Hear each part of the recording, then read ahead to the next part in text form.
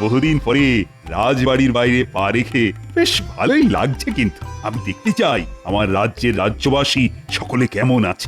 একেই বলে মহারাজ মাটির টান।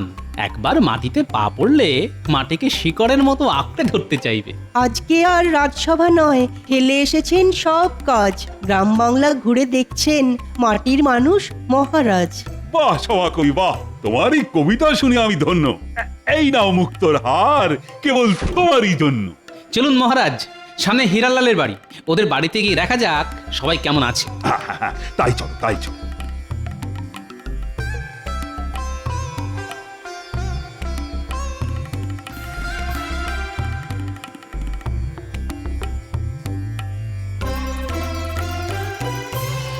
কি হীরালাল, কেমন আছো?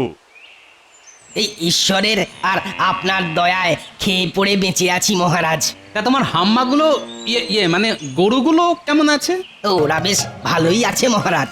মাঝখানে ওই একটা বাছুরের পায়ে যন্ত্রণা উঠেছিল, কিন্তু এখন বেশ সুস্থই আছে। সব গরুই ভালো দুধের যোগান দিচ্ছে।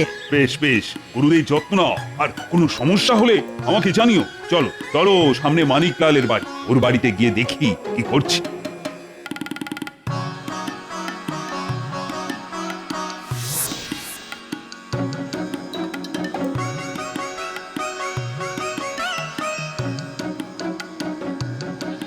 কি খবর মানিকলাল? ও মহারাজ, আপনি কি সৌভাগ্য, আপনি আমার বাড়িতে এসেছেন, তাও আবার সপার্শ্বদ। কই গো মিনুর মা কোথায় গেলে গো? আরে অত ডাকাডাকির কিছু নেই, আমি একটু ওই রাজ্য পরিদর্শনে বেরিয়েছি, দেখি কে কেমন আছে। আমরা সবাই ভালো আছি মহারাজ। এই সংসার আর ছাগলদের নিয়ে ভালোই কেটে যাচ্ছে। মহারাজ, আপনি বাইরে দাঁড়িয়ে আছেন কেন? ভিতরে আসুন। না না না না, আজ নয়, আজ নয়, আজ অনেকের বাড়িতে যেতে হবে, পরে কোনো একদিন হবে। গেলে মহারাজ ভালোই হতো, হয়তো হালকা করে পেট পুজোটাও হয়ে যেত। হ্যাংলামুটা বন্ধ কর গোপাল, চলি হে মানিকলাল, পরে একদিন আসবো। আচ্ছা, মন্ত্রীকে তো দেখছি না। মহারাজ, ওই মন্ত্রীমশাই তো ধীরে ধীরে হেঁটে আসছেন কচ্ছপের মতো, ওই পিছনে। যাই হোক, আমাদের রাজ্যে সবাই বেশ কিন্তু সুখে শান্তিতেই আছে। হ্যাঁ, ঠিকই বলেছেন রাজপণ্ডিত মশাই। আচ্ছা ঠিক আছে, ঠিক আছে। তাহলে ওই কথাই রইল, আজকে মাঝরাতে দেখা হবে আপনার সাথে। হ্যাঁ ঠিক আছে, ঠিক আছে, এখন তোরা আয়।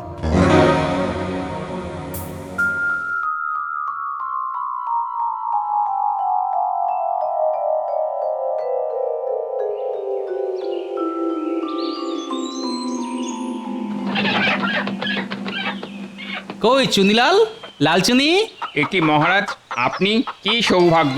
আসুন আসুন আসুন, ভেতরে এসে বসুন। না না, আমি তো আজকে বসতে আসিনি চুনি। তা তোমার কাজকর্ম, সংসার এসব কেমন চলছে? কোনো সমস্যা নেই তো? না, তেমন কোনো সমস্যা কিছুই নেই, সবই ঈশ্বরের দয়ায় কুশল মঙ্গলই আছে।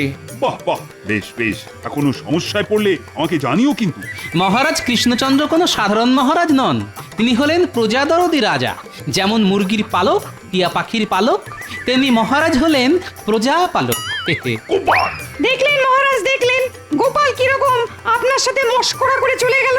হ্যাঁ, তাই তো দেখলাম। চলো, আজ অনেক বেলা হয়ে গেছে, তোমরা সবাই এখন বাড়ি যাও, কালকে রাজসভায় তোমাদের সাথে আবার দেখা হবে।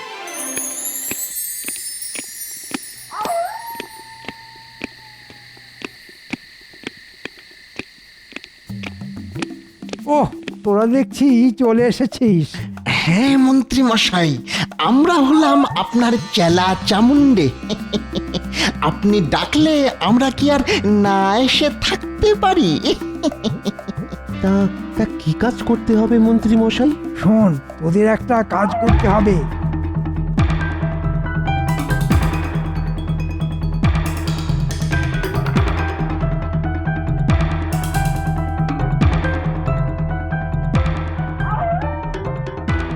এটা দিয়েই হবে আসল কাজ। আমি সব ব্যবস্থা করে রেখেছি, তোদের শুধু বাকি কাজটা করতে হবে। আমাদের এই কাজের গুপ্ত শব্দ হলো হিরে, চুনি, মানি। এগুলো তো মূল্যবান রত্ন। আমরা এগুলো চুরি করব? আগে ভালো করে শোন, তারপরে কথা বল। প্রথমে তোদের যেতে হবে। কোনো চিন্তা করবেন না, আমরা আমরা এমন ভাবে কাজটা সারবো, কাক পক্ষী তো দূরের কথা, রাতের বেলাতে ওই যে পেঁচাতেও টের পাবে না।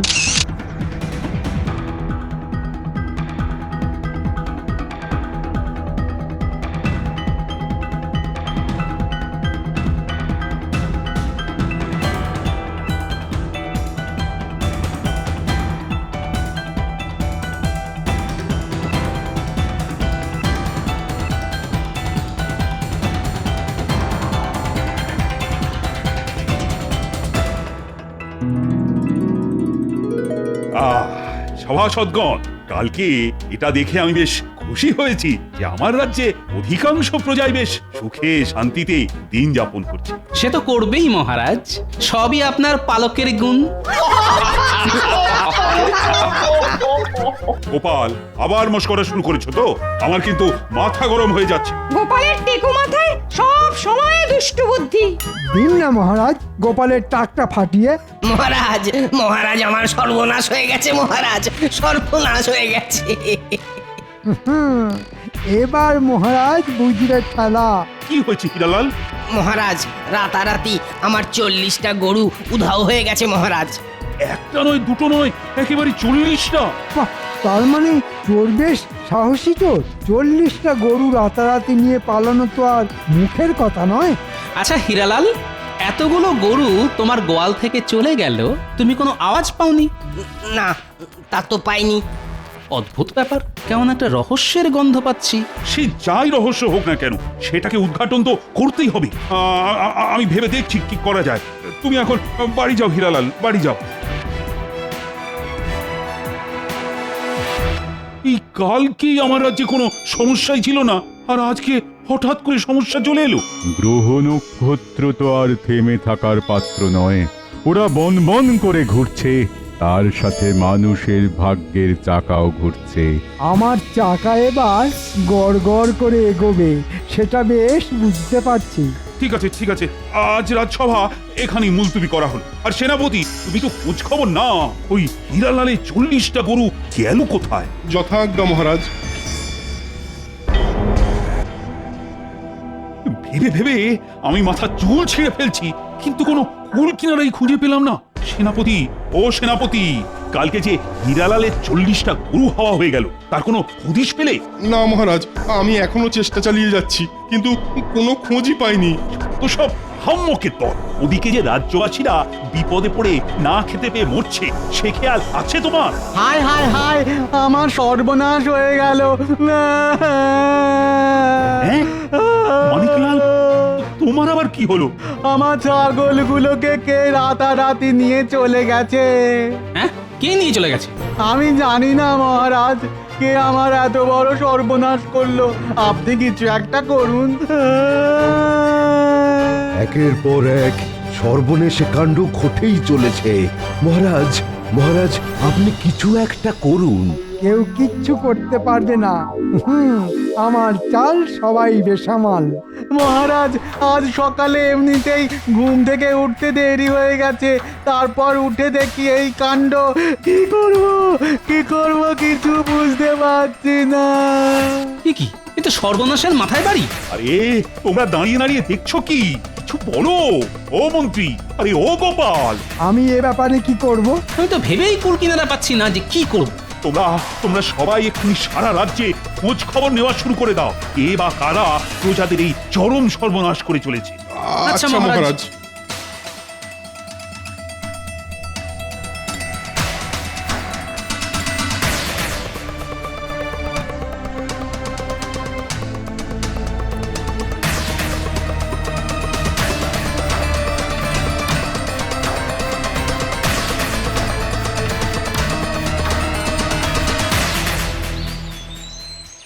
কেলে পচা, আরে কেলে পচা। ও কে রে?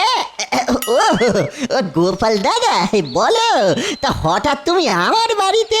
ঘরে চল, সব বলছি।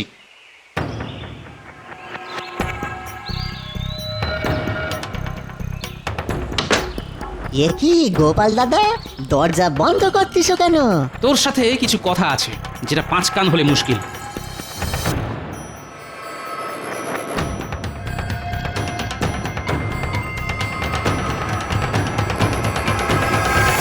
এ মা, সি সি সি, এসব কি বলতিস গোপাল দাদা? তোমার কথা মতো আমি চুরি, সামারি, অপহরণ এসব বাজে কাজ একদম বন্ধ করে দিয়েছি। এ বিশ্বাস করো তুমি।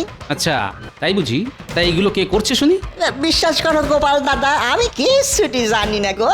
শুধু ভালো কাজের জন্য তুমি চুরি করতে বলো, তখনই আমি করি। নইলে আমি ওই রাস্তায় আর কোনোদিনও হাঁটবো নি গো দাদা, সত্যি বলতেছি তোমারে। ঠিক আছে, তুই যখন করিসনি তখন কেউ তো একটা করছেই, আর যেই করুক না কেন সেটা তোকেই খুঁজে বের করতে হবে। কি করতে হবে বলো গোপাল দাদা? তোকে আজ রাতে রাজ্যের চারিদিকে পাহারা দিতে হবে। কেউ কোনো পশু পাখি চুরি করে রাজ্য থেকে অন্য কোথাও নিয়ে যাচ্ছে কিনা সেটা জানতে হবে। আচ্ছা গোপাল দাদা।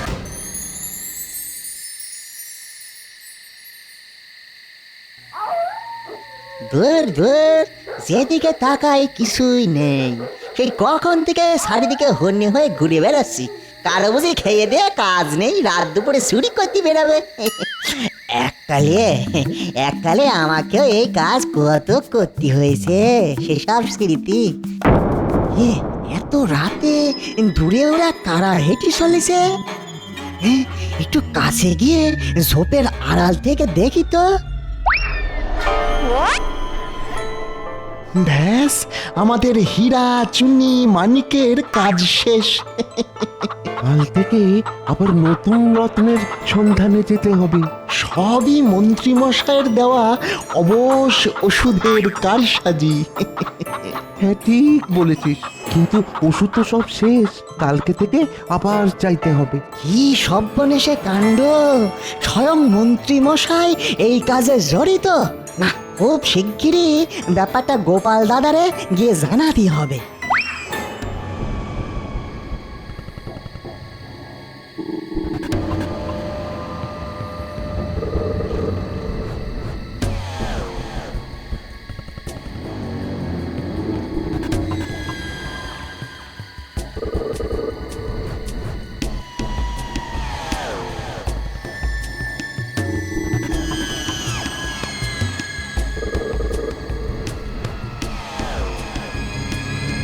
সেই কখন থেকে অপেক্ষা করছি, কিন্তু এখনো কেলে পচা এলো না। মনে হচ্ছে আজকে আর চুরি চামারি কিছু হবে না। যাই, ঘুমোতে যাই।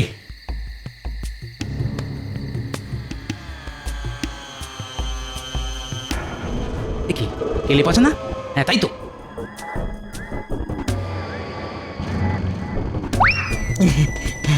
হ্যাঁ হ্যাঁ গোপাল দাদা, সব খবর জানতে পেরেছি। আয় ভেতরে আয়।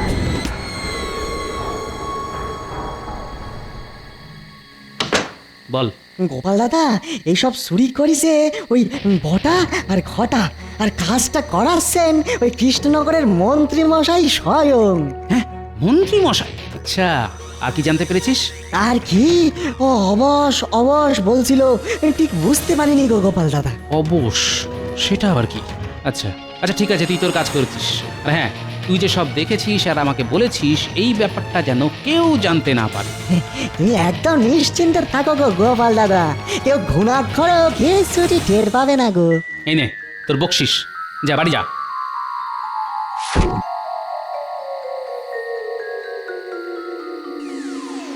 মন্ত্রী মশাই, আমি জানি আপনি অনেক পাকা মাথার খেলোয়াড়, এবার শুরু হবে আমার খেলা। আমি গোপাল হলাম দাবার চালে ঘোড়ার 2.5 প্যাঁচ, যে চাল মন্ত্রীর চালও সম্ভব নয়।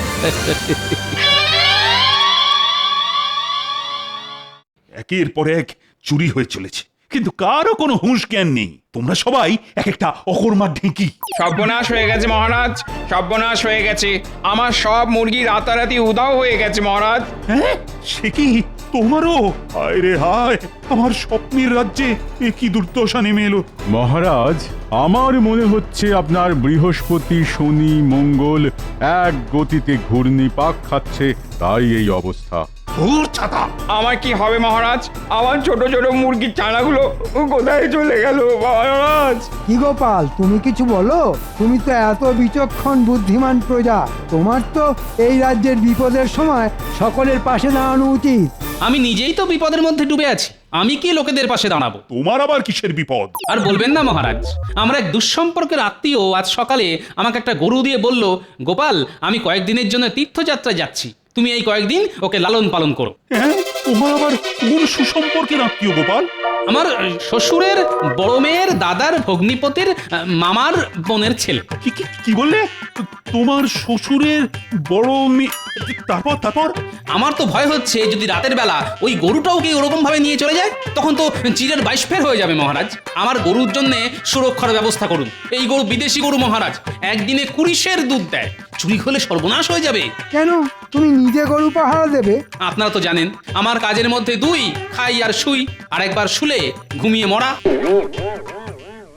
চুনিলাল, তুমি এখন এসো, আমি যত তাড়াতাড়ি সম্ভব তোমার সমস্যার সমাধান করার চেষ্টা করব। আচ্ছা মহারাজ। ওহ, সেনাপতির দ্বারা তো কিছুই হলো না, আবার গোপাল নিজেই এখন বিপদের মধ্যে। উফ, এখন কি আমার পাশে কেউ নেই যে এই প্রজাদের দুর্দিনে আমার কাজে আসবে? মহারাজ, যদি আপনি অভয় দেন তাহলে আমি একবার খোঁজ খবর নিয়ে দেখতে পারি কে বা কারা এই কাজ করছে। আচ্ছা মন্ত্রী, তাই দেখো যত তাড়াতাড়ি সম্ভব এর সমাধান চাই। আমি যে প্রজাদের কষ্ট কিছুতেই মেনে নেব না। যথা আজ্ঞা মহারাজ। বাবা, এটা দেখছি ডাকাতকে দিল সেপাইয়ের কাজ। নে বাবা নে, তোর জন্য যথেষ্ট খাবারের বন্দোবস্ত করে দিয়েছি, এবার আমাকে চোর ধরার বন্দোবস্ত করতে হবে।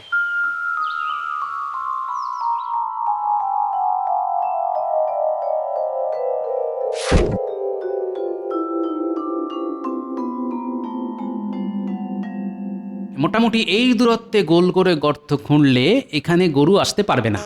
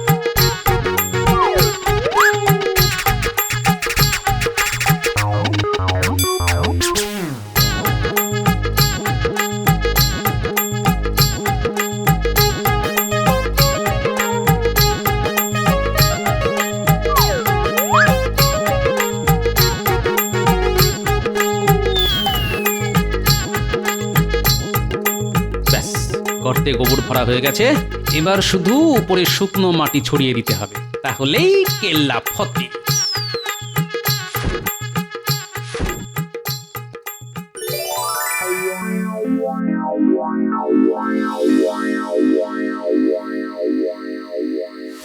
প্রহরী, চটপট মহারাজকে ডেকে আনো, খুব জরুরি দরকার। বলো গোপাল ডাকছে। আচ্ছা, এক্ষুনি ডাকছি। ওই তো গোপালের গরু দেখা যাচ্ছে গাছতলায় বাঁধা। আরে দাঁড়া, আগে অবশ করার ওষুধটা কাপড়ে করে জানলা দিয়ে ছুঁড়ে দি, তারপরে কাজ করতে হবে।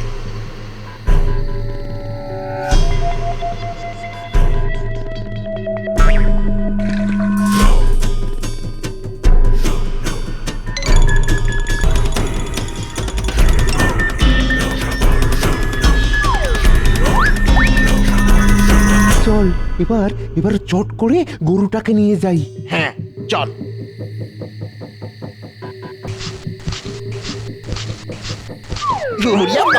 বাবারি, গর্তের মধ্যে পড়ে গেলাম রে। বটা ঘটা তোরা, তার মানে এতদিন ধরে সব গৃহপালিত পোষ্যদের তোরা রাতের অন্ধকারে ধরে নিয়ে যাচ্ছিলি? না আসলে মানে মহারাজ, সবই ওই মন্ত্রী মশাইয়ের বুদ্ধি। প্রহরী, এক্ষুনি মন্ত্রীকে তুলে আন। যথা আজ্ঞা মহারাজ। ছি ছি ছি মন্ত্রী, তুমি এত নীচ কাজ করতে পারলে? রাজ্যের প্রজারা এই পোষ্যদের জন্যই খেয়ে পড়ে বেঁচে আছে, আর তুমি তাদের কি চুরি করছো? আমার ভুল হয়ে গেছে মহারাজ, আমাকে ক্ষমা করুন। তুমি আগে বলো, সব প্রজাদের সব পোষ্য পশুরা কোথায়? রাজ্যের দক্ষিণে একটা বড় খামারে সবাই আছে মহারাজ। যাও প্রহরী যাও, তুমি এক্ষুনি সব পশুদের উদ্ধার করে প্রজাদেরকে ফিরিয়ে দেওয়ার ব্যবস্থা করো। আচ্ছা মন্ত্রীমশাই, সবই যখন জানা গেল, এখন অবশ্যের ব্যাপারটাও জানিয়ে দিন। মন্ত্রী বলো। আগে মানে একটা অজ্ঞান করা রাসায়নিক ব্যবহার করেছিলাম মহারাজ, তাহলে বেশ কয়েক ঘন্টা অজ্ঞান হয়ে থাকবে আর কেউ কিছুই বুঝতে পারবে না। কই কই দেখি ওষুধটা।